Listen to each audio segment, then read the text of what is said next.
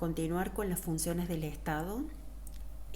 Vamos a ver en primera instancia los distintos tipos de funciones que tiene el Estado o de tipologías que aparecen o el conjunto de funciones que ejerce un Estado, cualquiera, no solamente esto va a ser en el caso de Argentina. Y vamos a comenzar diciendo que el Estado tiene que cumplir una serie de funciones porque esta es una situación que se presenta de manera natural y cultural, porque obviamente la comunidad que se asienta en el territorio de ese Estado busca organizarse de alguna manera para poder satisfacer sus necesidades y para llevar adelante sus actividades, y sobre todo busca organizarse también para protegerse de las acciones de un tercer estado, de una tercera comunidad o de otro grupo social. Y también busca organizarse la comunidad porque tiene que establecer sus límites geográficos. También hay que establecer límites a ese territorio en el que está habitando o territorio que está habitando esa comunidad. Entonces, una comunidad se asienta en un determinado territorio, se ve obligada también a organizar la vida en comunidad, pero también a establecer geográficamente cuáles son los límites de ese territorio, cuáles son las fronteras, porque tiene que establecer cuáles son sus dominios, porque obviamente tiene que defenderse y proteger sus dominios y sus derechos de las acciones de otros pueblos u otras comunidades que sean adyacentes, o sea, que vivan al lado, que estén en comunidad sentados al lado o en las cercanías de este estado. Por eso decimos que es una situación natural, eso se da naturalmente, empiezan a convivir los pueblos y empiezan a separar las comunidades y empiezan a organizarse, empiezan las vinculaciones sociales, entonces eso es natural que surja y tiene que ver con la cultura, porque dijimos, los pueblos se van asociando de alguna manera, se van asociando en función de elementos que los cohesionan, como es el caso de la cultura, de los hábitos, de los estilos, de las tradiciones, de las rutinas, de los héroes, aquellas personas que son referentes para la cultura.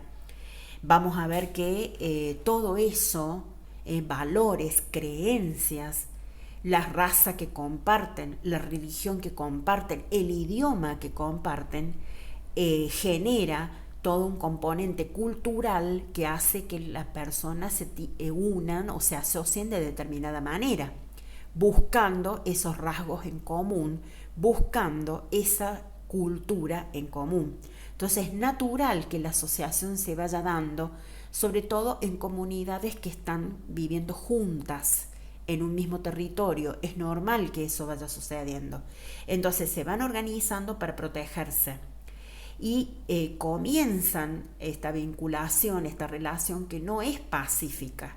Para que sea pacífica tiene que establecerse un conjunto de normas y de reglas para asegurar la convivencia pacífica, porque empiezan a surgir competencias entre estos pueblos que son vecinos, en estos grupos humanos que son vecinos, que están en las adyacencias o que son, digamos, cercanos en cuanto a su ubicación geográfica. Entonces empiezan a surgir competencias y disputas, sobre todo por los derechos de cada uno. Entonces, eso es lo que va llevando a la comunidad que tengan que transformarse en una organización, que va a ser el Estado. Ese Estado se va a organizar internamente, se va a dar una división del trabajo dentro de ese Estado, porque se va a establecer qué rol va a hacer cada uno, qué funciones va a tener y qué tareas va a hacer cada uno y cómo cada uno va a contribuir al colectivo, a la comunidad. Y sobre todo se van a establecer entre las personas relaciones de intercambio, porque van a intercambiar bienes, recursos, servicios, ideas, trabajo, y va a haber una relación de interdependencia, es decir, yo dependo de complementarme y de la ayuda de los otros, la asistencia de los otros, y a su vez los otros dependen de mi apoyo, de mi ayuda y de mi asistencia. Entonces, lo primero que aparece como función del Estado, cuando el Estado se constituye, es la función de proteger el territorio, básicamente. Y eso fue lo que con el tiempo históricamente fue llevando a la industrialización. Y también esa función de proteger el territorio llevó a la formación de un cuerpo militar, un ejército militar, y que todos los estados tengan un sector militar o todos los estados establecen también la necesidad de contar con un ejército nacional que se encargue de la defensa, de la protección, sobre todo del Estado, frente a terceros estados.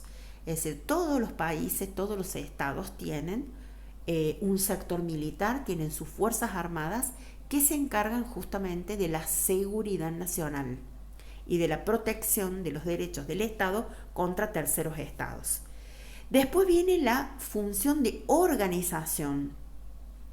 Necesitamos organizarnos porque tenemos que cooperar unos con otros, socialmente, territorialmente, porque todos tenemos que seguir adelante y tenemos que lograr una convivencia de manera pacífica. Y tenemos que dividir el trabajo, porque cada uno tiene que contribuir a la comunidad, al colectivo de alguna manera. Todo el mundo tiene que hacer su aporte, ¿sí? Y el que no aporta para la comunidad no puede gozar de los derechos que surgen como consecuencia de pertenecer a esa comunidad. Entonces, hay una necesidad histórica de que justamente se armonicen todas las posiciones encontradas, los intereses contrapuestos. Y entonces hay una necesidad en ese devenir histórico, en esa evolución histórica de esa comunidad, en esa evolución en el tiempo, es necesario que esa comunidad o ese pueblo armonice sus intereses, porque si no, no va a haber convivencia política dentro de un territorio, ni convivencia armónica dentro de un territorio, ni va a haber convivencia social, ni paz social, sino que vamos a vivir una situación siempre de enfrentamientos y de conflictos. Van a aparecer conflictos sociales que pueden desembocar en guerras. Entonces es necesario que exista una organización, que exista una cooperación social dentro de ese territorio y que obviamente esta comunidad se organice de manera autónoma, independiente en relación a otras comunidades. Cada comunidad se va a dar su propia organización, por eso hablamos de una organización autónoma, independiente. La organización que se va a dar esta comunidad es distinta de la organización que van a tener otras comunidades. Justamente ese tipo de organización la va a diferenciar de otras comunidades.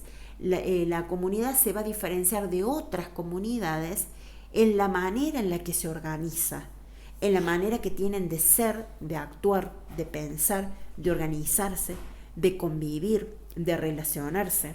Ahí va a estar la diferencia entre las comunidades. Por eso tiene que ver con algo social, con algo cultural. Y esa comunidad va a ocupar ese territorio de determinada manera y va a organizar ese territorio de determinada manera. Vamos a tener que también aparece una función política que tiene que ver con que el Estado va a mediar, a intervenir en las relaciones que se establecen entre los distintos grupos de interés que va a haber en esa sociedad o los distintos grupos humanos que va a haber dentro de esa comunidad, de esa población que habita un determinado territorio. El Estado va a ser el que va a mediar, el que va a establecer el ordenamiento necesario para que esos grupos de interés no entren en pugna, en conflicto y se pueda mantener la armonía. ¿Cuáles básicamente son las funciones del Estado? Las funciones jurídicas y las funciones económicas. Vamos a ver en primera instancia. Las jurídicas tienen que ver con que dentro del Estado el gobierno es el que realiza las actividades políticas, Pero no es el único órgano o institución u organización. También hay otras organizaciones o instituciones dentro de la sociedad que también llevan adelante actividades políticas y generalmente son grupos de interés, es decir, llevan actividad política o llevan adelante actividad política o intervienen en la actividad política porque tienen intereses, tienen objetivos que quieren ver cumplidos o cristalizados. Entonces va a haber ciertos grupos de interés que van a actuar en distintos sectores de la vida comunitaria o de la sociedad. Van a ser grupos de interés que van a estar relacionados con distintos grupos sociales o con organizaciones de la sociedad que tienen intereses en particulares y que quieren que esos intereses se cumplan, se logren. Entonces estas organizaciones quieren tomar parte de la vida política, quieren formar parte también de la estructura del Estado, de esa estructura o ese ordenamiento que se establece para el Estado, y quieren también plasmar y ejercer su influencia jurídica también dentro de ese Estado. ¿Qué quiere decir esto? Que quieren hacer también cumplir sus derechos y que también el Estado les garantice ciertos derechos o ciertas garantías. Entonces, todo poder estatal tiende o aspira a ser también un poder jurídico, porque el Estado necesita también de las leyes y de un ordenamiento jurídico. Por eso siempre el poder del Estado aspira siempre a ser un poder jurídico o se orienta siempre también a ser un poder jurídico, porque por medio del ordenamiento jurídico yo hago valer mi autoridad como Estado, mi autoridad legítima como Estado, y obligo moralmente a los ciudadanos a someterse a la voluntad del Estado. Los obligo a que sometan su voluntad a la voluntad del Estado. ¿Por qué? Porque les hago ver de que es necesario que exista un ordenamiento social, un ordenamiento del territorio, y es necesario que ese ordenamiento social y territorial sea justo. Y para que sea justo, debe fundarse en las leyes, en la justicia. Entonces, que sea justo y equitativo para todos. Entonces eso, ¿quién garantiza la igualdad, la equidad? El derecho, las leyes, el ordenamiento jurídico. Entonces, el instrumento adecuado para que se pueda regir la vida en comunidad bajo ciertos criterios morales y de justicia es el derecho. El derecho va a ser el instrumento que va a permitir eso. Y además el Estado se va a basar en el derecho para establecer con la sociedad civil una justa relación, una justa vinculación entre ambos. Y además el Estado se va a valer de ese derecho para encargarse de garantizar que a cada persona, a cada organización, cada individuo y al ciudadano se le garanticen ciertas facultades, ciertos derechos y también que se le exijan ciertas obligaciones en función de ese ordenamiento jurídico. Ese elemento va a ser el derecho, el que le va a permitir al Estado poder lograr la voluntad, el sometimiento y que la sociedad civil acepte que el Estado ejerza ese poder político. Las funciones económicas tienen que ver con que el Estado va a ser el que va a regular los intercambios que se van a dar en esa economía o en ese país. Es decir, intercambios económicos, de tipo económico, ¿no? Es decir, actividades económicas, consumo, la producción, la distribución de la riqueza, ¿sí? Eso va a ser fundamental, la producción, cómo se va a hacer la producción en el país, el consumo, es garantizar que las personas puedan tener acceso al consumo, que exista consumo, una reactivación del consumo, la producción, la distribución de la riqueza, bueno, cómo se va a dar el crecimiento económico, cómo se va a garantizar el bienestar social. Entonces, el Estado va a regular esos intercambios que se van a dar por causas económicas, por motivos económicos dentro de la sociedad, pero esos intercambios que se dan por motivos económicos tienen también consecuencias políticas. Y a su vez, todo lo que se hace, digamos, en materia política, todo lo que hace el Estado en materia política, toda la organización política que establece el Estado, también tiene consecuencias en la economía, en los intercambios que se dan en la economía. Pero en el caso de Heller, que es un autor también que establece teorías sobre el origen del Estado y la naturaleza del Estado, Heller señala que la actividad del Estado no se basa en el poder económico, sino en el poder político. Si bien el Estado tiene injerencia en el funcionamiento de la economía, va a intervenir el Estado en el funcionamiento de la economía y regulando, controlando, estableciendo normas, leyes, interviniendo como unidad de producción o unidad de consumo dentro de la economía, estableciendo subsidios, políticas de promoción, estableciendo impuestos, nuevas regulaciones. Si bien el Estado va a intervenir en la economía y va a adoptar esas funciones económicas, no es el poder económico lo suyo. Lo suyo tiene que ver con el poder político. Entonces, el Estado contemporáneo tiende a tener una influencia siempre en la economía, que digamos es una influencia que es resistida sobre todo por los sistemas capitalistas de libre mercado, que son los que abogan por que el Estado no intervenga en los intercambios y en las relaciones que se dan entre los agentes económicos, sino que el Estado se limite a cuestiones que tengan que ver con la equidad, con la justicia, que brinden un ordenamiento jurídico, es decir, el Estado dicte las leyes necesarias para que todo el mundo tenga un comportamiento ético en el funcionamiento del mercado, que se cumplan las leyes, que se paguen los impuestos que se tienen que pagar, que se respeten los derechos entre las partes que negocian y que comercian y que intercambian, que establecen relaciones contractuales, por ejemplo. El Estado va a ser el que va a aportar la justicia y la equidad, y también el Estado va a ser el que va a dictar las leyes, ¿no? Bueno, cuáles son los ordenamientos que tienen que cumplir las empresas que actúan en la economía, todos los agentes que actúan en la economía, pero el Estado también se va a encargar del bienestar social y económico, o sea, tiene que intervenir también para garantizar ese bienestar social y económico.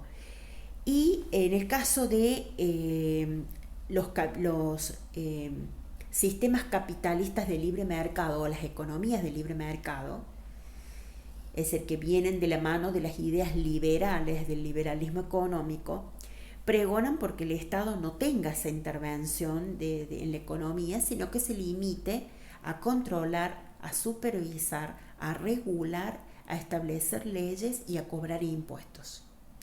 No quieren que intervenga directamente en las actividades económicas, en las relaciones entre los agentes económicos. Y solamente, dicen los capitalistas de libre mercado, solamente el Estado tiene que dejar que funcione el libre mercado, es decir, que los agentes económicos se pongan de acuerdo libremente entre ellos y que entre ellos solamente se imponga la ley del máximo rendimiento, es decir, entre los particulares, entre las empresas que van a relacionarse en la economía, solamente tiene que aparecer como finalidad principal el obtener el máximo rendimiento, la máxima ganancia posible. Y el Estado no tiene que intervenir en eso. Es decir, cada empresa, cada agente económico tiene que tener la libertad de poder obtener el rendimiento que quiere obtener sin ningún tipo de distorsión generada por la acción del Estado. Eso es lo que sostienen los capitalistas del libre mercado o de la economía de mercado. El Estado suele participar en la economía debido a que el poder político de un Estado puede verse limitado por el poder de otro Estado o de otros Estados. Y las fuerzas económicas pueden también verse limitadas, ¿no? La economía nacional puede verse limitada también por la acción de otros estados que van a entrar a competir con este Estado nacional. Entonces, Heller sostiene que la economía nacional es una ficción, dice Heller, porque la economía nacional solamente está determinada por los límites geográficos del Estado. Se le llama economía nacional a aquella economía que tiene que ver con ese Estado en particular y con todo lo que sucede dentro de los límites geográficos territoriales de ese Estado. Entonces él dice, la economía nacional es una ficción porque solamente se refiere a eso. Ahí podemos utilizar la palabra economía nacional, pero en realidad una economía no hace solamente funciones económicas o actividades económicas dentro de su territorio. Una economía se relaciona con otros países, intercambia bienes, servicios con otros países, lleva adelante relaciones económicas con varios países, puede incluso estar organizada en bloque con otros países para comerciar, para hacer intercambio. Entonces, por eso dice Heller que la economía nacional ya es una ficción, porque siempre la economía se relaciona con otras economías. Y ahí van a actuar fuerzas económicas que no van a tener límite, es decir, las fuerzas económicas o las actividades económicas no tienen límite, porque sobrepasan las fronteras del país, porque cada país, cada economía tiene vinculación con otros países. En el comercio internacional todos se tienen que vincular.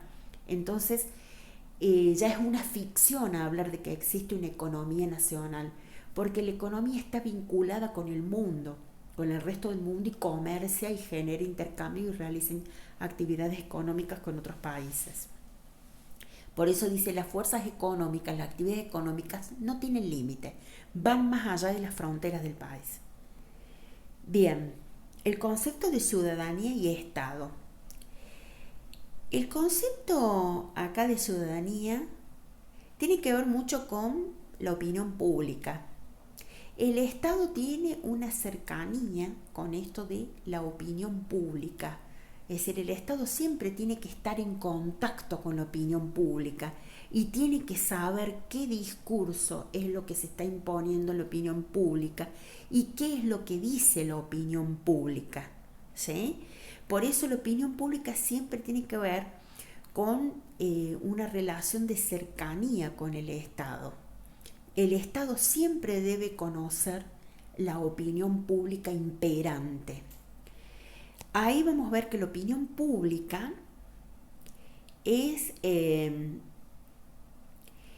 tiene que ver con la voluntad popular, qué es lo que opina la gente, qué es lo que considera la gente, qué es lo que demanda la sociedad, lo que demandan las personas. Esa opinión pública tiene un poder sobre el Estado, un cierto poder, porque el Estado va a ir monitoreando esa opinión pública, va a ir viendo qué piensan las personas de cómo se están haciendo las cosas en ese Estado, cómo se están tomando las decisiones, cómo se está gestionando, cómo se está administrando, con qué eficacia se está administrando, qué gobernabilidad hay en ese Estado. Entonces, la voluntad popular se va a ir expresando y va a ir diciendo qué opina de la gestión, del ejercicio de poder de ese Estado, qué opina de todo lo que hace ese Estado, de las políticas públicas de ese Estado. Entonces el Estado muchas veces va a considerar lo que está imperando en esa opinión pública y también va a tratar de actuar en consecuencia para contar con la adhesión de esa opinión pública, para contar con la voluntad popular. Entonces la opinión pública tiene un cierto poder sobre el Estado, digamos, una cierta influencia en el Estado, que durante muchos años no se consideró, no se tuvo en cuenta, pero en años más recientes ha comenzado a tenerse en cuenta la opinión pública como un factor importante para un Estado, para un gobierno, cuando este gobierno gestiona un Estado determinado. La opinión pública comienza a tener fuerza, sobre todo cuando empieza a avanzar la educación, a consolidarse la escolarización, la educación, también con los métodos de impresión de información, de libros, de revistas, de diarios, cuando empieza a proliferar más la impresión en masa de libros, de documentos y demás que las personas pueden leer, cuando comienzan a haber métodos de impresión y se empieza a desarrollar la prensa, o sea, los medios gráficos, la prensa gráfica, los medios de comunicación, y eso trajo como consecuencia que muchas personas tuvieran acceso a información que antes no tenían.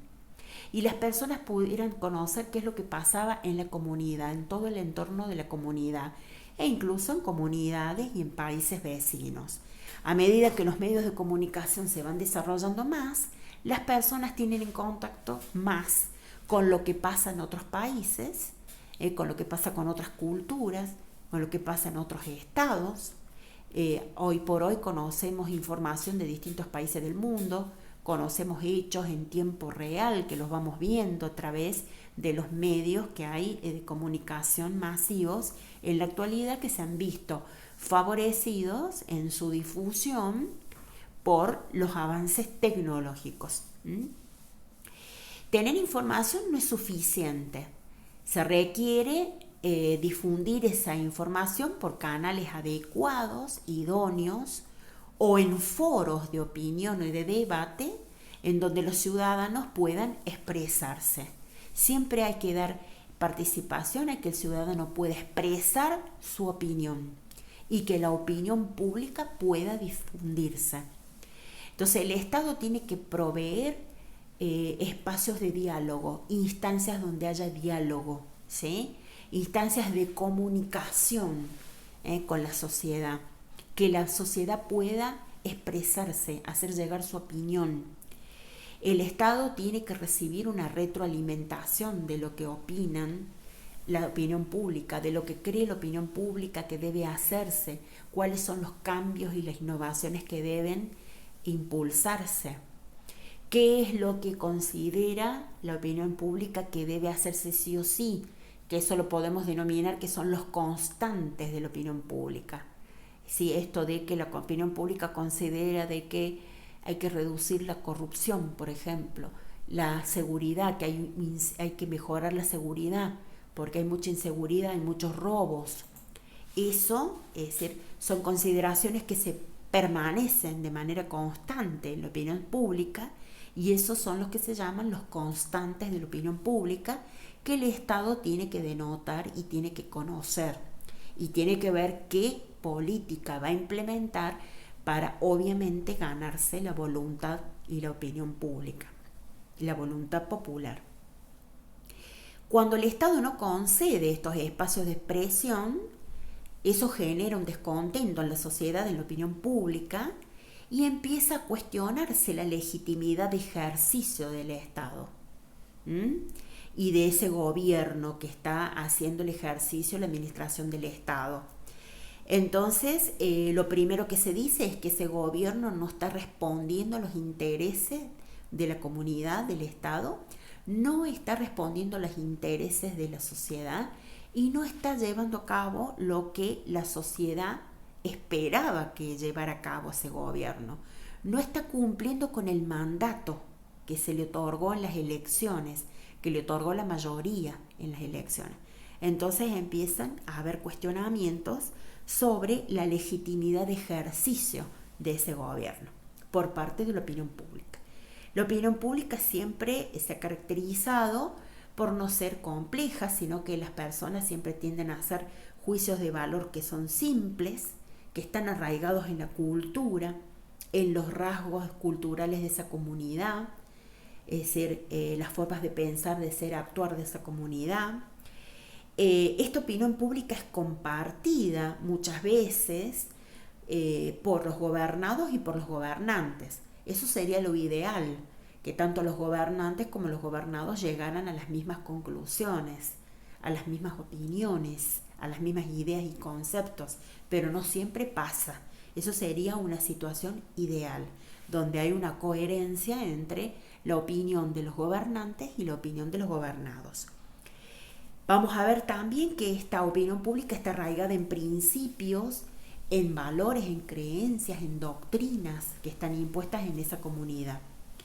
y en valores que son compartidos por todos los que forman parte de esa comunidad, de esa sociedad, que se expresan, que se ven plasmados en esa opinión pública, o esos valores son los que determinan cierta opinión pública. Y estos valores que aparecen y estas cuestiones culturales que aparecen detrás de la opinión pública son lo que hacen la unidad de la población, la unidad del Estado, la unidad de criterios, de pensamientos. Entonces, por eso es que los estados deben esforzarse porque sus actos de gobierno sean vistos, sean visibilizados por la sociedad, por la opinión pública, que sus actos de gobierno sean conocidos y sobre todo porque es importante que todo lo que hace el gobierno sea transparente, sea informado. El ciudadano tiene derecho a conocer todo lo que hace el Estado, el gobierno, tiene derecho a obtener información pública que se llama, y eso es lo que se llama el gobierno abierto, es decir, un gobierno que da cuenta pública, de manera pública, proveyendo la información necesaria, da cuenta de todos los actos que ha realizado, sobre todo de los actos donde ha habido disposición de bienes, de recursos, donde se ha dado concesiones a empresas, donde se ha hecho ciertos negocios u operaciones económicas. Entonces, sobre todo de esos actos, sobre todo lo que interesa es demostrar que el Estado ha actuado conforme a la ley, de acuerdo al ordenamiento jurídico, y que ha tenido un accionar ético y transparente, que no ha habido conflicto de intereses, que no ha habido un exceso en las funciones del funcionario público, en los actos que ha hecho el funcionario público, que no ha habido un accionar fraudulento, que no ha habido enriquecimiento ilícito, es un funcionario que se ha apropiado de recursos del Estado. Es decir, no ha habido ningún acto dudoso, sino que todo ha sido de acuerdo a la ley, de acuerdo al ordenamiento jurídico. Entonces es importante que los estados den a conocer y den publicidad y información oportuna, pública, del accionar de sus actos de gobierno. Tiene que haber información pública y tiene que haber transparencia en los actos de gobierno. Por eso es que se establece una ley de ética pública que establece cuál debe ser el funcionamiento de los funcionarios públicos o cuál debe ser el accionar de los funcionarios públicos. La opinión pública tiene importancia política, una importancia política enorme en la actualidad, porque el Estado tiene que monitorear la opinión pública, tiene que conocer la opinión pública, por eso debe hacer sondeos, investigaciones para conocer esa opinión pública, porque tiene que corroborar si tiene la aprobación o la desaprobación de la opinión pública, si los actos que ha realizado o la forma en la que está administrando el Estado o gestionando tienen la aprobación pública o no. Además, esto asegura que haya una unidad estatal, que no haya conflictos, que no haya enfrentamientos, que no haya crisis y que pueda haber una buena relación entre los grupos sociales, que haya una conexión con la sociedad, haya una relación armónica entre el Estado, el gobierno y esa sociedad, y se pueda mantener la paz y la convivencia dentro del territorio. La opinión pública también ejerce un rol importante en la política y también en la moral social, porque esa opinión pública va a opinar sobre los actos de gobierno, sobre la eficacia del gobierno, sobre las políticas públicas, sobre el accionar del gobierno, sobre la legitimidad que tiene el gobierno en su ejercicio, sobre los actos que realiza, si son legales, si son lícitos o no, si son transparentes. Entonces, la opinión pública actúa como la moral social, o viene a ser la moral social. Representa eso, la que se encarga de vigilar esa moral social, de velar por esa moral social y también por intervenir en la política. Entonces, existen las leyes, sí, existe el ordenamiento jurídico, pero el ordenamiento jurídico tiene que cumplirse. Y el Estado, el gobierno, tiene que ver de que ese ordenamiento se cumpla, porque el ordenamiento puede existir y no se puede cumplir. Es decir, la gente puede optar por no cumplirlo. Entonces, tiene que existir el ordenamiento y tiene que cumplirse. Entonces, el Estado ve que las personas cumplan el ordenamiento que está establecido, pero también la opinión pública ve que el Estado cumpla el ordenamiento que está establecido, si el Estado está actuando con legalidad y legitimidad. La opinión pública siempre está regulada por un sector dirigente que va a ser una minoría dentro de la sociedad. Las opiniones son propagadas a toda la sociedad, a toda la comunidad, a un gran número de personas, de intermediarios, de personas que también se van a encargar de, a su vez, de difundir esa opinión pública.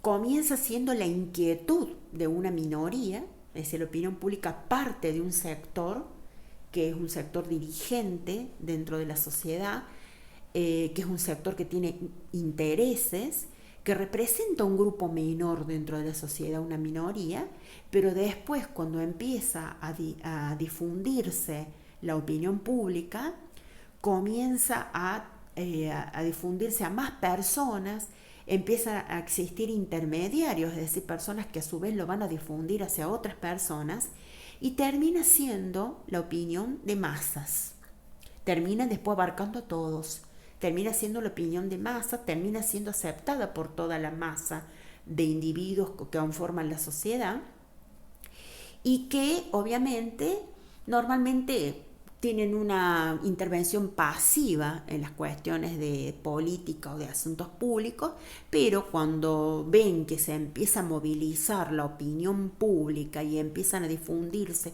ideas, hechos, información, comienza a actuar de manera más activa.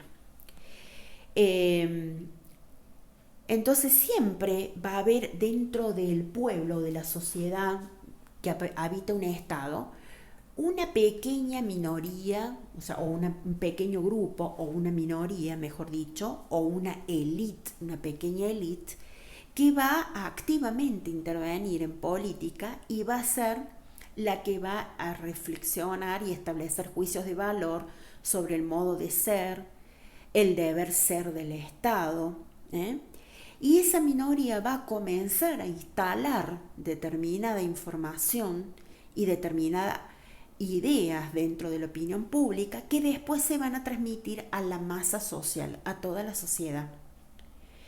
Se va a terminar convirtiendo en algo de la mayoría, surge de la minoría y pasa a ser la mayoría. Por eso la minoría es la que inicia todo este proceso de difusión de las ideas y de ir, cooptando a la sociedad en su conjunto. Y esto se convierte en algo que aparece en la opinión pública, que aparece como una crítica, a lo mejor como un juicio de valor, como un señalamiento ético, de pronto en la unión, que la opinión pública establece lo que debe ser, lo que está mal, lo que es lícito, ilícito, y termina siendo algo normativo, o sea, se termina convirtiendo en una norma, en una regla para la sociedad, y obviamente el Estado tiene que tomar eso, ¿sí?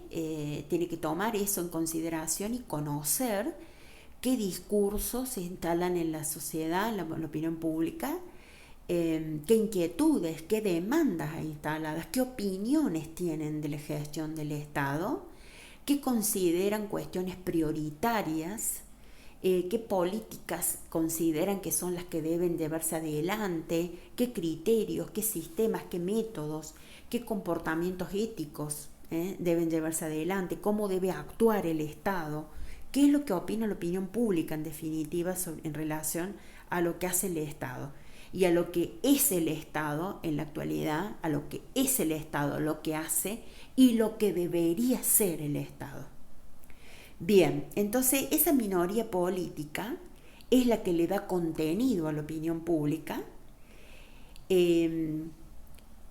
Esa minoría política puede ser también una minoría, digamos, porque son pocas personas o es un grupo reducido, pequeño de la sociedad, pero puede ser un grupo muy fuerte a nivel económico. Puede ser un grupo muy fuerte y que tenga intereses importantes a nivel económico. Un grupo que tenga medios económicos que le garanticen el poder. Entonces, ese grupo que empieza siendo una minoría, que empieza a difundir determinada opinión e idea, puede después, con el tiempo, cooptar a toda la masa social, porque además es un grupo que tiene poder económico y tiene poder político. Por eso es que es un público que crea las condiciones, o un grupo que crea las condiciones para encauzar determinadas ideas políticas o determinadas opiniones en la sociedad, o bien para frenar o apagar determinadas opiniones que se van imponiendo en la sociedad en la actualidad.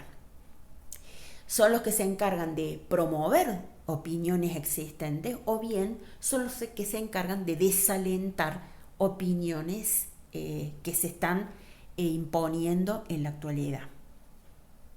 La opinión pública se exterioriza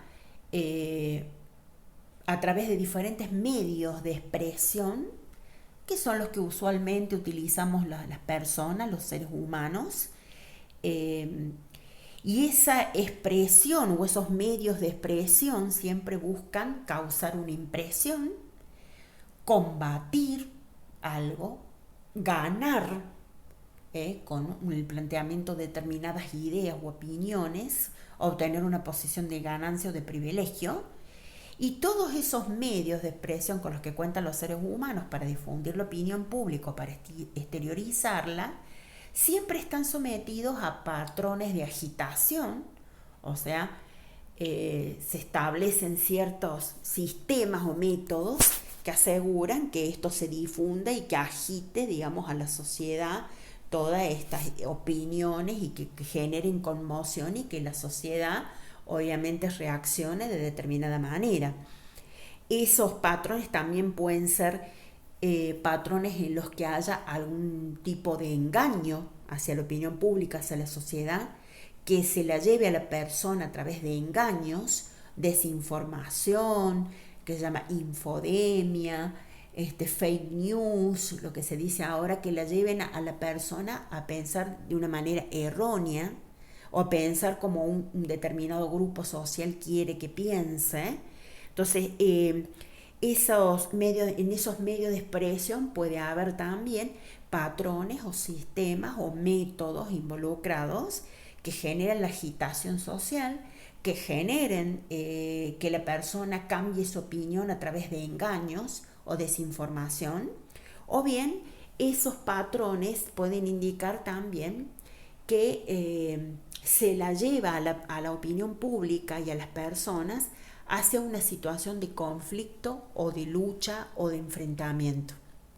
Buscamos la reacción violenta o el enfrentamiento directo entre grupos y entre ideas dentro de la sociedad.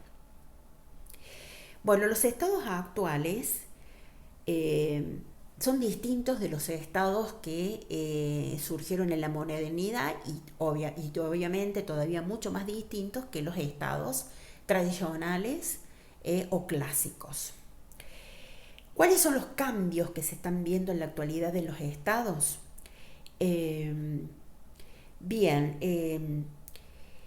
Sí, en la actualidad se ve que son contados los estados que siguen ejerciendo su labor social, su función social, y que siguen haciendo gasto social. El caso típico es Finlandia, que es un país donde todos sus gobiernos digamos, se enfocan en, obviamente, la labor social, es ver que haya más igualdad social y justicia social y que las poblaciones que tienen menores ingresos tengan acceso a servicios mínimos y tengan acceso a derechos igual que las otras personas, ¿no? Y que las personas que no tienen recursos pueden acceder a una forma de asistencia o de atención por parte del Estado. Sobre todo en los países escandinavos se sigue dando esto de países muy comprometidos o estados muy comprometidos con la labor social, tratando de buscar la mejor distribución de la riqueza dentro de ese país y que la riqueza del país trate de llegar a todos los sectores sociales y trate de llegar de manera igualitaria o equitativa. Vamos a ver que en estos países hay una gran red de prestación de servicios para las personas de menores ingresos, por eso suelen ser países con una alta presión impositiva, es decir, las personas pagan altos impuestos, ¿por qué? Porque se establecen servicios sociales. Incluso no solamente lo presta el Estado a estos servicios sociales, sino que el Estado contrata a empresas privadas para que presten esos servicios sociales que brinda el Estado a sus ciudadanos, sobre todo lo que es en el ámbito de la educación y de la salud. Digamos, estas acciones, estos programas que tienen estos países, son una estrategia para buscar que las personas puedan satisfacer sus necesidades de manera más efectiva, más eficiente, logren una satisfacción más absoluta de sus necesidades. Esto se ha visto en los países, sobre todo, que tienen una idea de estado de bienestar. Es un estado que garantiza los derechos sociales de las personas, un estado que invierte en gasto social y que brinda servicios sociales y que trata de que la población tenga una mayor calidad de vida, un bienestar social y económico, y lo que hace es redistribuir los ingresos, es decir, las clases sociales que tienen mayores ingresos contribuyen con los servicios sociales, contribuyen económicamente con sus impuestos a que el Estado pueda prestar esos servicios sociales a los sectores de menores recursos. Entonces son países que intervienen para hacer una redistribución de la riqueza y de los recursos en esa economía para que todos los sectores puedan verse, digamos, en las mismas situaciones o tratar de que esos sectores estén en una situación más igualitaria, más equitativa y que no haya tantas diferencias sociales y económicas entre los estratos sociales o los grupos sociales o las clases sociales dentro de una sociedad. Esto, por ejemplo, no ha pasado con de pronto los países proliberales, o sea, que tienen una tendencia al liberalismo. Es decir, no se ha dado esta situación de involucrarse en el cumplimiento de servicios sociales o la prestación de servicios sociales. Es decir, no se los ve a los países que tienen una tendencia liberal, no se los ve proponiendo programas en donde haya un aumento en el gasto social. Es decir, generalmente los países liberales tienen la tendencia a no invertir en gasto social y a no generar estos sistemas o programas que brindan prestaciones sociales a los sectores de menores recursos, como si se ve más en los países que tienden a un estado del bienestar, como es el caso de los países escandinavos. También el Estado tiene ciertas funciones que cumplir que no las ha terminado cumpliendo. O sea, se ha visto ahí un corrimiento del Estado, es decir, el Estado no está ejerciendo esas funciones por diversos motivos, por falta de recursos, por falta de capacidades, por falta de interés de ocuparse en esas necesidades, en la satisfacción de esas necesidades. Entonces lo que se ha visto es que el Estado ha dejado sin satisfacer ciertas necesidades de la sociedad, sin cubrir ciertas necesidades. El Estado no ha tomado responsabilidad y no ha ejercido determinadas funciones, entonces lo que se ha visto es que el mercado tampoco ha dado respuesta a esas necesidades sociales, a la satisfacción de esas necesidades. El mercado tampoco, o el sector privado tampoco ha podido prestar esos servicios que se necesitan para mejorar el bienestar y la calidad de vida de las personas, sino que por el contrario lo que se ve es que el mercado, el funcionamiento del mercado deja a muchas personas fuera del consumo de ciertos bienes, del consumo de ciertos servicios, porque esas personas no tienen el poder adquisitivo, o sea, el dinero para poder pagar por esos bienes o por esos servicios. Lo que se ha visto a lo largo del tiempo, desde el punto de vista económico, es que el mercado genera exclusión.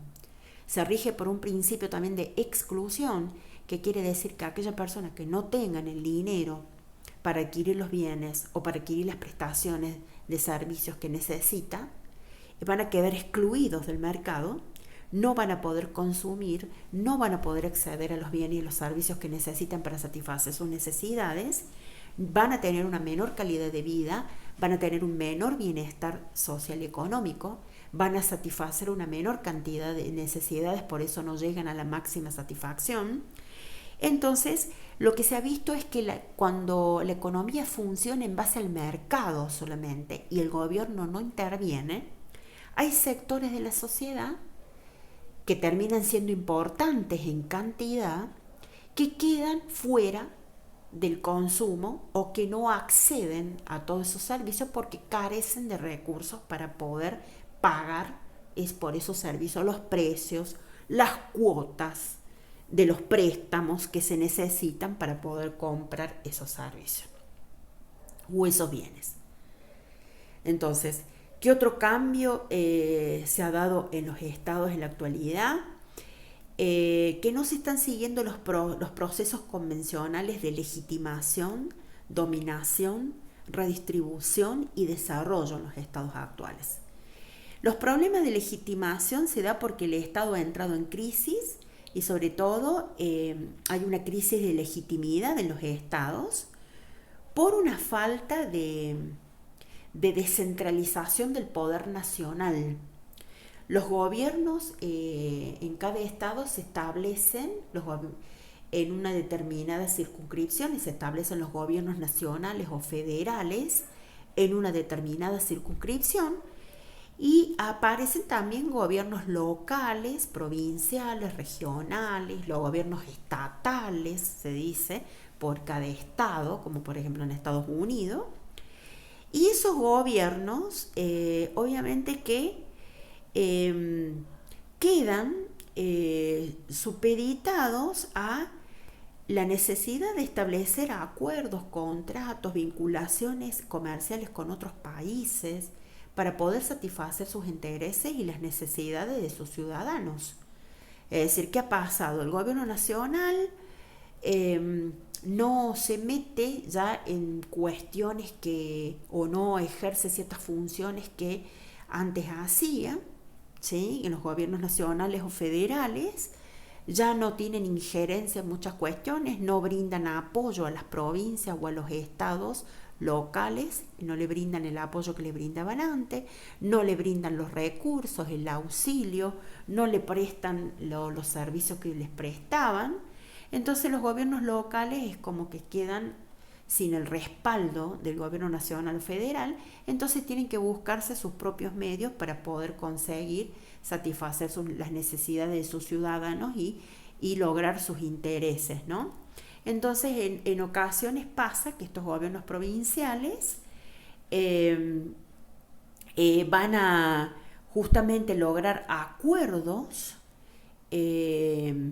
con otros estados, van a entrar a contraer deuda, a hacer vinculaciones económicas con otros estados de manera independiente porque el Estado Nacional ya no los auxilia ni les brinda este apoyo. Y además estos gobiernos locales, como ven que el Estado Nacional ya no se ocupa y se ha desentendido de muchas funciones que tenía para con ellos, va a buscar de hacer un frente o buscar de armar líneas partidarias, estableciendo acuerdos entre sí, o sea, se van a empezar a unir varios gobiernos locales, a establecer una línea o un frente político, van a tratar de formar un partido que vaya por encima del que está en el gobierno nacional, formando alianzas, acuerdos entre los gobiernos locales. Y lo que sucede normalmente es que los gobiernos nacional no le presta atención a esta tendencia que se va viendo de que los gobiernos locales se empiezan a aglutinar, a unir, a armar frente entre varias provincias, comienzan a organizarse y a ponerse de acuerdo a nivel político, empiezan a tener estrategias en conjunto, empiezan a darle ciertas directivas a sus legisladores para que actúen en conjunto. Y el gobierno nacional siempre menosprecia porque dice, ay, esa alianza o ese partido es de nivel inferior que el nuestro. Nosotros somos el gobierno nacional, somos el partido que está gobernando a todo el Estado. Entonces lo menosprecian a esas alianzas o esos frentes que se hacen con gobiernos locales, no los toman en serio, no los toman en cuenta, no los ven como un peligro, los menosprecian y no se dan cuenta de que eso está mostrando que hay una crisis de legitimidad de ejercicio, porque obviamente estos estados, estos gobiernos locales no están de acuerdo con el ejercicio que está haciendo del poder y la gestión de gobierno que está haciendo el gobierno nacional. Entonces están conformándose de a poco como una oposición. Y en algún momento pueden cobrar la fuerza suficiente para imponerse y terminar ganándole al gobierno que está en la nación. Entonces de pronto esa insatisfacción que tienen los gobiernos inferiores o locales o regionales en relación al gobierno nacional puede determinar que haya una crisis de legitimidad porque se terminan organizando para enfrentar al gobierno nacional. También hay una falta de dominación porque los estados se ven supeditados en su soberanía y en su autonomía a el poder, por ejemplo, de las corporaciones o al poder económico, ¿sí? Las decisiones que va a tomar el Estado en materia económica se ven limitados por los intereses de los grupos económicos o los intereses del poder económico, o bien por los intereses de actores en el mercado internacional, o sea, por los intereses de países que tienen mayor poder en el comercio internacional. Entonces eso termina socavando la soberanía y la autonomía del Estado. Eso se ve sobre todo en el accionar de las multinacionales que terminan imponiendo criterios a los gobiernos, determinadas organizaciones que son de tipo ONG, o sea, sin fines de lucro, que existen a nivel internacional, que por ejemplo accionan contra los estados para evitar ciertas cuestiones, como por ejemplo el caso de Greenpeace, que ejerce una presión sobre los estados en materia de lo que es cuidado del medio ambiente. Entonces Greenpeace ha hecho muchas campañas en donde ha condicionado a muchos estados en lo que han querido determinar o en las decisiones que han querido tomar, sobre todo de tipo económico. Y también, por ejemplo, otro tipo de organización que ha ido debilitando el poder del Estado es el crimen organizado.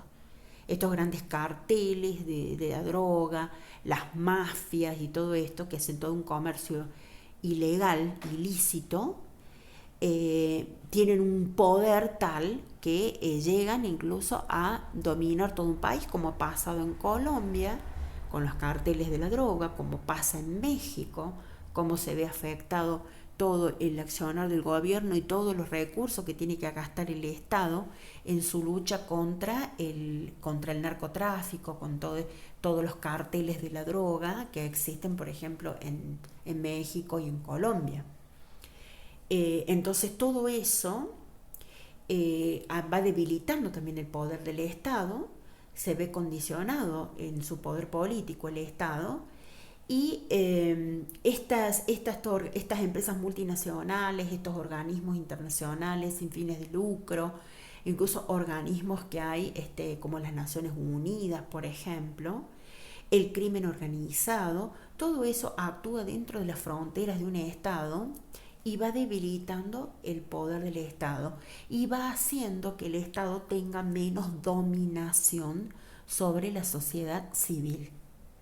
O bien ya no tenga dominación porque estos cárteles de la droga hacen de pronto lo que quieren en determinados países. Los apresan y se escapan de la cárcel, siguen comerciando, siguen haciendo el narcotráfico desde la cárcel. eh, Estas personas están en la cárcel como presos VIP, hacen lo que quieren. Entonces el Estado ahí no tiene dominación y no tiene capacidad para ejercer su poder político ni para hacer uso de la fuerza, como es el monopolio que tiene, ¿no?, el Estado. La ausencia de un poder visible ha dado lugar al término gobernanza, que viene del inglés governance. Este término se emplea mucho en sobre todo la bibliografía de las ciencias políticas en la actualidad, en muchas investigaciones que se han hecho y estudios de opinión y demás sobre política en la actualidad, y se refiere al hecho de ejercer autoridad sin gobierno. Eso es la gobernanza. Es el hecho de poder hacer cumplir una autoridad, de ejercer la autoridad, de poder ejercer la jerarquía que uno tiene, el poder que uno tiene, sin necesidad de que exista un gobierno para eso. Por eso tengo capacidad de gobernanza, tengo capacidad de gobernabilidad, porque no hace falta que haya toda una estructura de un gobierno detrás para que yo logre hacerme obedecer.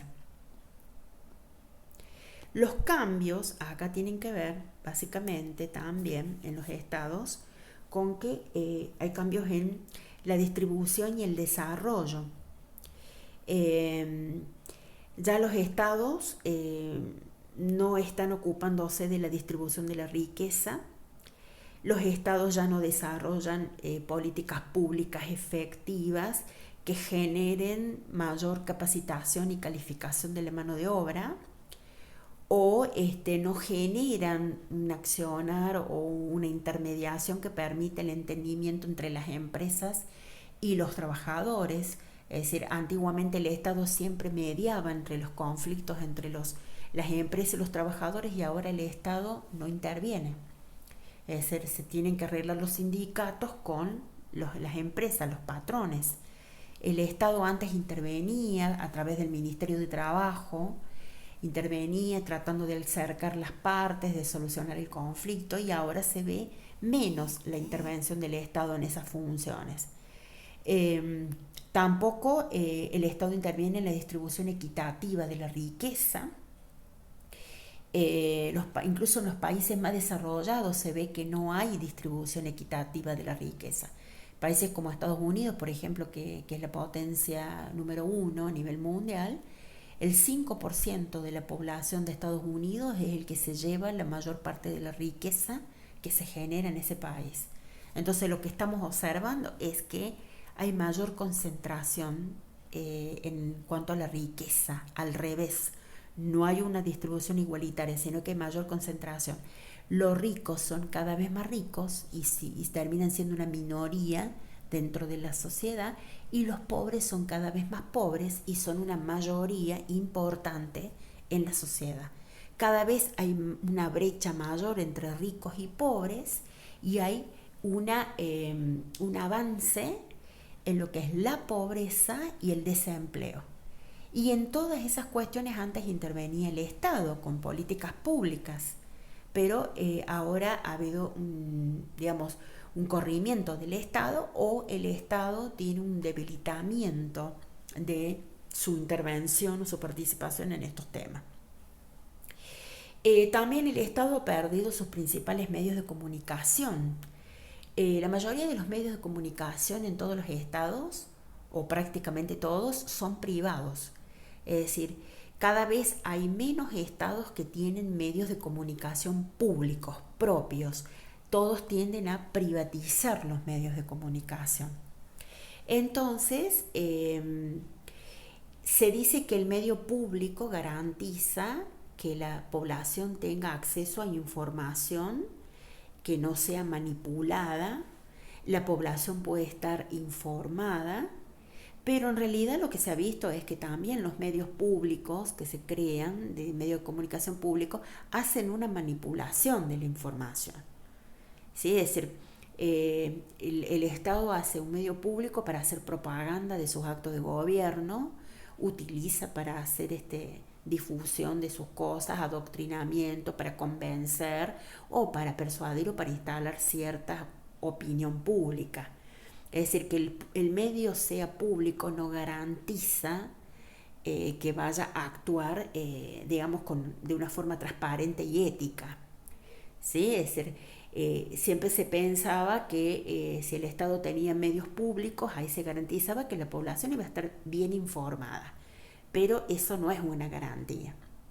Lo que se vio normalmente es que se hace una manipulación con todos los medios públicos. Entonces, lo que se ve es que, bueno, los medios públicos no van, ¿sí? No van, tienen que ser privados, hay que privatizarlos, generan costos, funcionan de manera ineficiente, no logran su cometido de informar de manera transparente, entonces hay que privatizarlo. Entonces lo que se hacen es venderlo y lo que se ha ido produciendo es una concentración de los medios de comunicación en determinadas personas de la sociedad que tienen poder económico. Lo que se ha logrado es que clases más privilegiadas en lo económico se queden con los medios de comunicación, se da una concentración en esos medios de comunicación y esos medios de comunicación, al estar más concentrados, tienen mayor poder para instalar ciertas ideas, cierta información en la opinión pública. Entonces, lo que hemos visto es que el Estado ya no tiene medios públicos, entonces estos medios públicos se privatizan y se concentran en manos de grupos que ya tienen medios de comunicación y lo que hacen es ir sumando nuevos medios de comunicación, se va concentrando la opinión pública entonces en determinadas tendencias que responden a los intereses de estos dueños de los medios de comunicación. Y después tenemos, vamos a ver para terminar los de los cambios actuales entonces. Los cambios en el sistema de mercado, en los avances tecnológicos y en las nuevas tendencias políticas buscan solucionar los grandes problemas o desastres que han ido apareciendo en los últimos años, los desastres y las catástrofes ecológicas, ¿sí? Esto de las consecuencias del cambio climático. Es decir, hay un gran interés en la política por ocuparse también de este problema del cambio climático que ha originado muchos desastres de tipo ecológico. Después también los cambios que se han dado en los sistemas de mercado y los cambios en la tecnología que han generado muchos cambios en la sociedad, sobre todo en las empresas, en los sistemas de producción, en la economía. Todo eso ha generado nuevas tendencias o nuevos cambios en las políticas que se implementan y la política en general. Se busca dar respuesta a todos estos problemas ambientales. También se busca dar respuesta al crimen organizado. Por ejemplo, ahora hay países que hacen trabajos en conjunto, como es el caso, por ejemplo, de Canadá, de Estados Unidos, de México, para tratar de contrarrestar las acciones de los cárteles mexicanos, todo el crimen organizado. Entonces, hay acciones conjuntas que van a hacerse entre distintos estados, o como por ejemplo lo hace Holanda con Bélgica, para evitar todo el comercio que hay de las anfetaminas o las drogas de diseño, que son el principal centro de producción, son Bélgica y Holanda. Entonces se hacen convenios entre ambos países para tratar de frenar todo ese narcotráfico.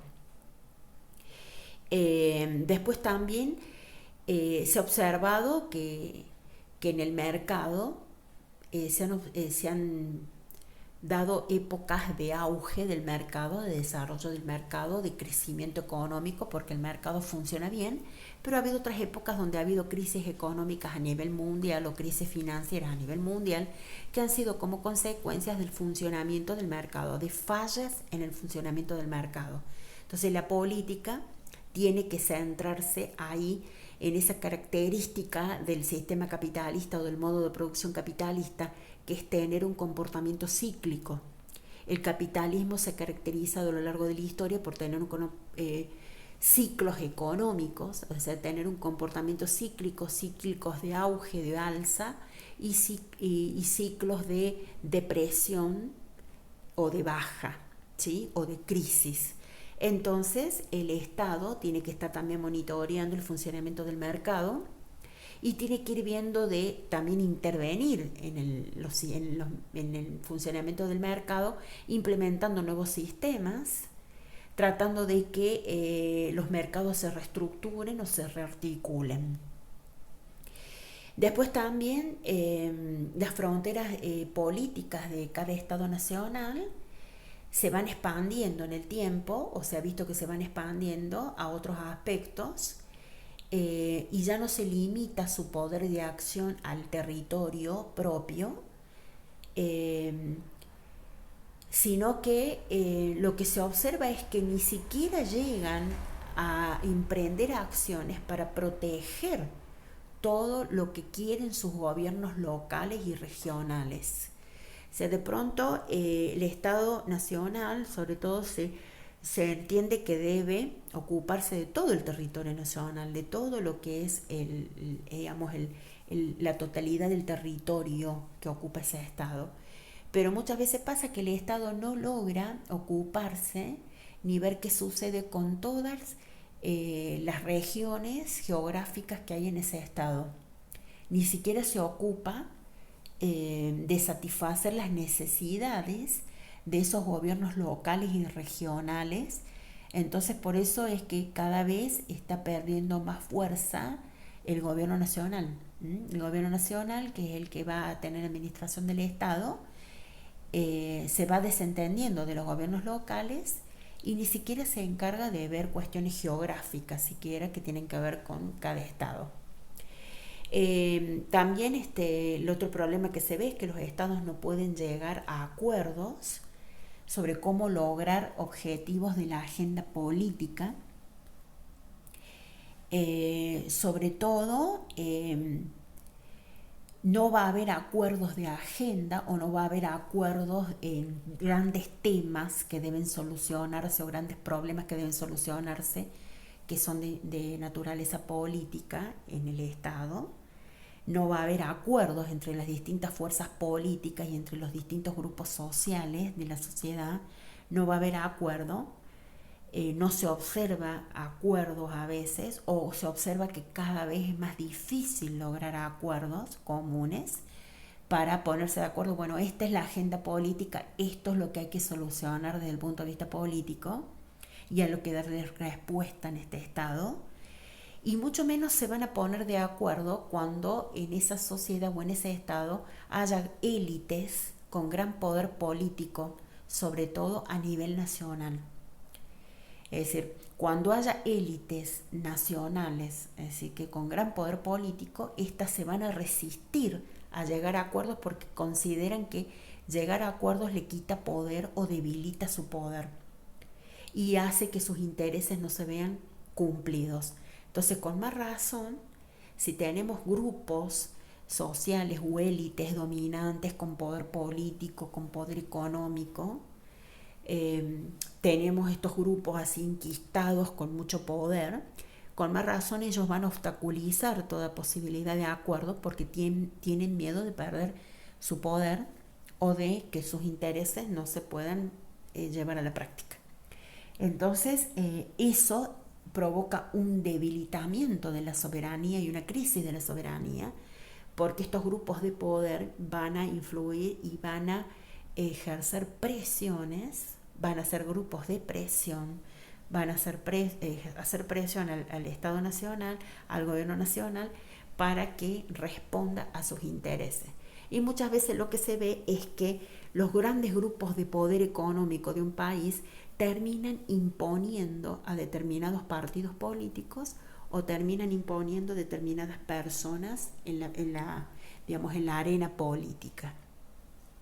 Terminan imponiendo gobiernos determinados, que los terminan eligiendo y poniéndolos en el poder, los apoyan para que lleguen al poder, y después ese gobierno, cuando está en el poder, tiene que hacer todo lo que le pide esta élite con poder político económico, porque tienen que responder al apoyo que le brindaron para poder ganar, para poder ser mayoría.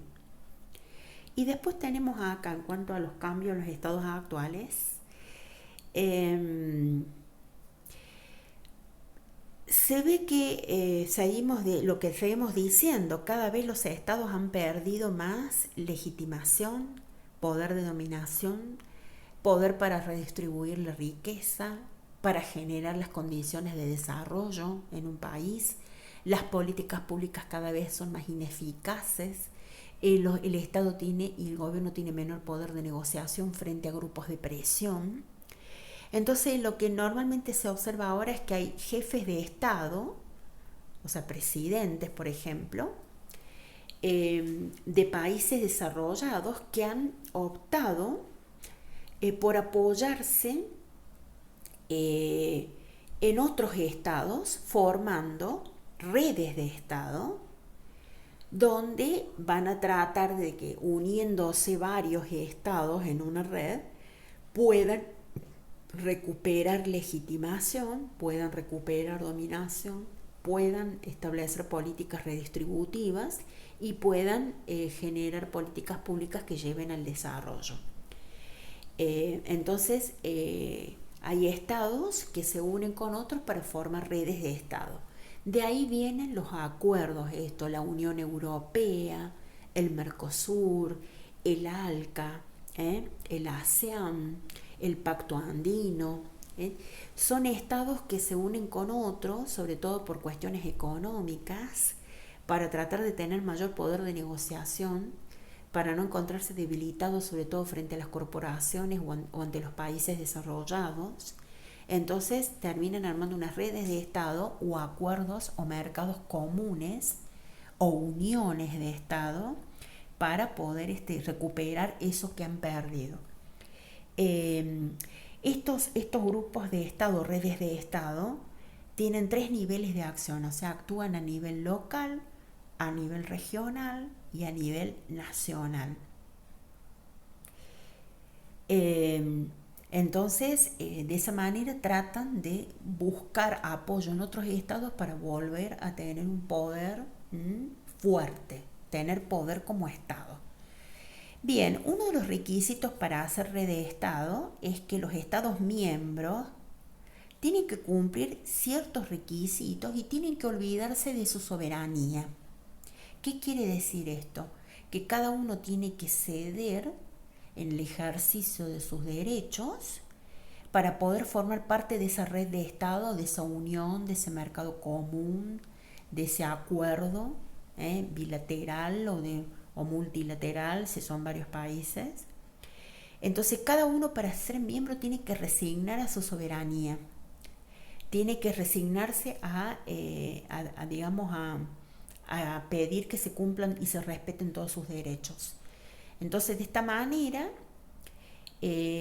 los asuntos de cada estado van a tener que consensuarse y no van a poder seguir siempre sus propios intereses como estado, porque van a estar supeditados ahí a la negociación que van a tener que hacer con los otros estados.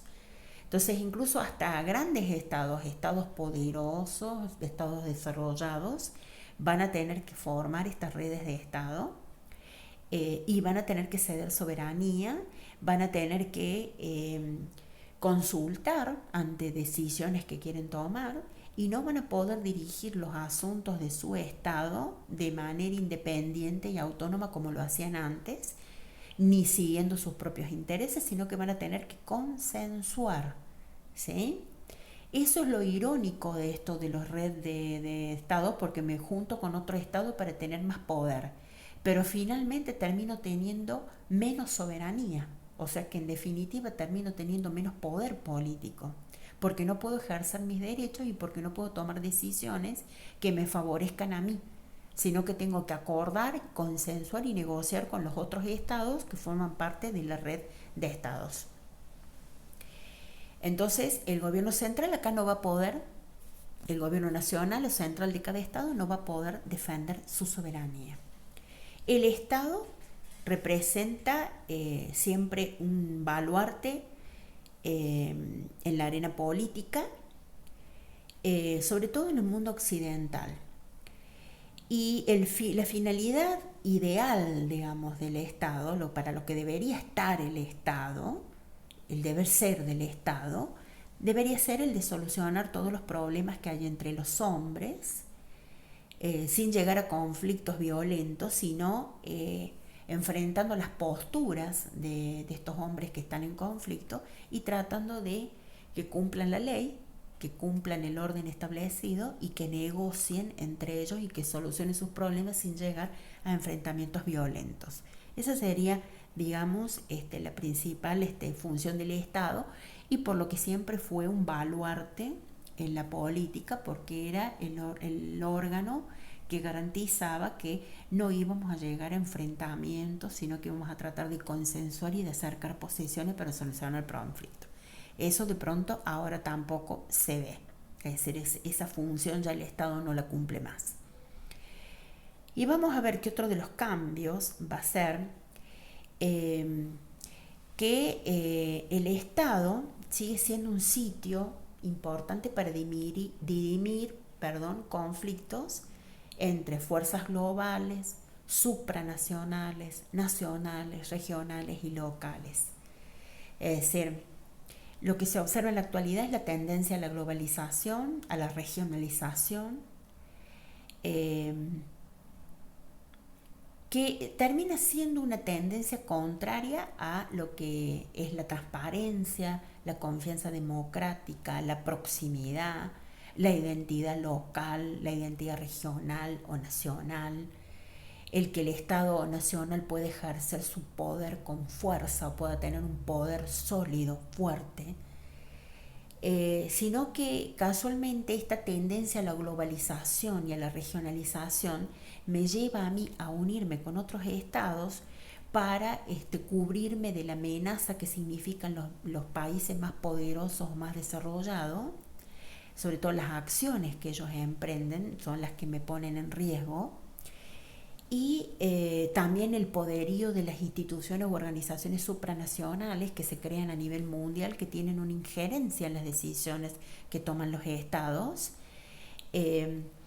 Entonces ahí está la paradoja, porque yo tengo que unirme con otros estados para tener más poder político y más poder económico, y resulta que a la vez esa unión de los estados me supedita a mí a tener que negociar y consensuar y tener en cuenta esos acuerdos que he firmado con esos otros estados y que no puedo romper porque necesito mantenerlos.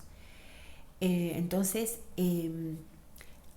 por un lado busco la fortaleza a lo mejor desde el punto de vista económico, uniéndome en un bloque con otros países para poder tener más para comerciar y para vender y para posicionarme mejor en el mercado internacional, pero por otro lado estoy cediendo soberanía, porque toda decisión que yo voy a tomar para mi estado la voy a tener que consensuar y va a tener que ser compatible con las decisiones que toman los otros estados, porque tiene que haber coherencia en las decisiones de los estados que forman parte de las redes de estados o los acuerdos comunes o los mercados comunes o las uniones de estado. Entonces vamos a ver que siempre si yo me uno con otro para defenderme de un poderoso, a la vez me termino debilitando por otro lado. ¿Qué se termina debilitando? Mi soberanía, mi poder como Estado, mi autonomía, mi independencia, los estados e incluso que están mejor situados económicamente o que son más avanzados, tienen dificultades para, sobre todo para atender problemas sociales que tienen dentro de sus estados. Entonces, dentro de su estado, a pesar de que hay países que son, desarrollados, muy industrializados y países ricos que tienen un poder importante en el mercado internacional, muchas veces son ineficaces para solucionar los problemas sociales que tienen dentro de sus fronteras. Entonces, por eso muchas veces se crean organismos o cuerpos supranacionales que van a ocuparse justamente de estas cuestiones sociales, estos problemas sociales que no tienen solución, como la pobreza, las enfermedades, el desempleo, sobre todo el tema de la infancia, la atención a las infancias, la cuestión de la salud, de las epidemias y demás. Entonces, estos estados que no pueden solucionar esos problemas sociales a nivel nacional van a tener que cederle poder a estos cuerpos o organizaciones supranacionales que se van a ocupar de estos problemas y a tratar de darle solución. Van a ser organismos supranacionales que van a tratar de trabajar en la internalización del capital, en la competitividad de las regiones, en mejorar la situación en las economías nacionales y regionales. Y estos cuerpos se van a enfocar más en lo social y en estos problemas y no quieren ocuparse de conflictos sociales que pueda haber en esos países. No intervienen en conflictos sociales, sino que intervienen en problemas de tipo humanitario, en carencias sociales, no en conflictos políticos que se den a nivel social, o luchas sociales o crisis así sociales, ni tampoco se van a inmiscuir en cuestiones que tengan que ver con la distribución de la riqueza o mejorar la distribución de la riqueza de ese país. Solamente se ocupan de cuestiones humanitarias, de conseguir fondos a nivel mundial de diferentes aportantes para solucionar los problemas sociales de diferentes países. Y sobre todo de conseguir fondos para mejorar la competitividad o el bienestar económico, la calidad de vida de comunidades. Para eso van a buscar que aumente la producción, de que haya mayores actividades económicas en una determinada comunidad. Para eso van a capacitar a las personas, van a entrenar a las personas para que tengan más calificación, van a tratar de generar emprendimientos, actividades económicas para que las personas superen su situación de pobreza, pero no se van a meter en cuestiones que tengan que ver con determinar la distribución de la riqueza en ese país, cómo se distribuye la riqueza en ese país, ni los conflictos que haya entre grupos sociales de esos países, ni conflictos políticos, crisis políticas, levantamientos, guerras civiles, guerras tribales. No se meten en esos aspectos. Solamente intervienen en la solución de problemas sociales que toman una escala importante. Situaciones de pobreza, de epidemia, situaciones de crisis humanitaria, pero no participan en otras cuestiones que tienen que ver con estos estados. Lo siguiente sería específicamente adentrarnos en las teorías. Eso va a ser tema del próximo video.